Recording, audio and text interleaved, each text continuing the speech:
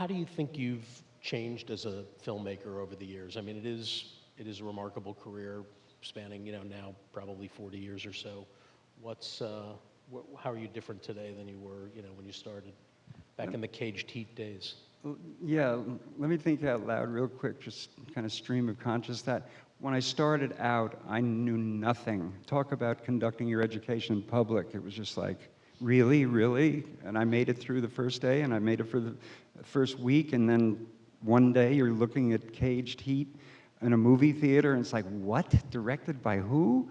What does that even mean? So I had a period of like 2 or 3 or 4 movies like that, where I was just learning.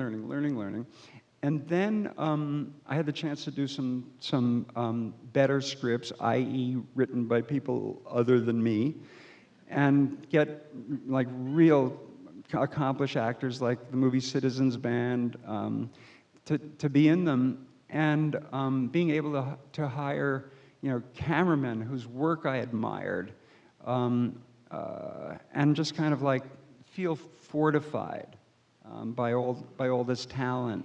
There's a lot of talent in the Corman movies too, but we were all learning.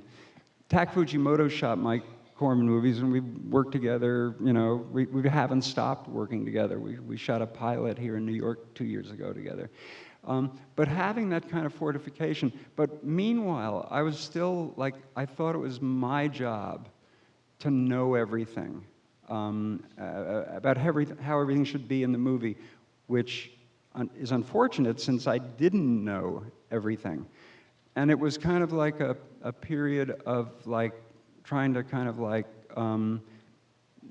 defend myself just against being caught out as not really being a very deep director. And also learning how to get bruised up by the studios and by producers, like mogul producers like Freddie Fields on Citizens Band, and kind of just getting bruised a little bit. And then I had this chance to do like a big movie. But meanwhile, I'm going like, wow, the budgets are getting bigger, my salaries are getting a little bigger. These are all studio movies now. Look, I made it in the studio system. And my evolution has been to more and more see films really as an act of collective invention. Yes, I'm the director, but everybody else is showing up. It's the opposite of how scared I was in the beginning when I thought I had to know everything. And I just like to set people loose in their category, and then respond enthusiastically to what they're doing. Rachel getting married was a great example of that. I just really didn't want to direct it at all. I just wanted to be there and see what happens. And Declan Quinn, the great cameraman who also shot Ricky and the Flash and Cousin Bobby, he's the other genius cameraman I've had the privilege of working with along with Tak Fujimoto.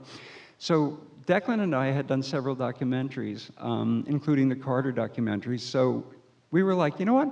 Let's shoot this movie, because we want it to feel very real.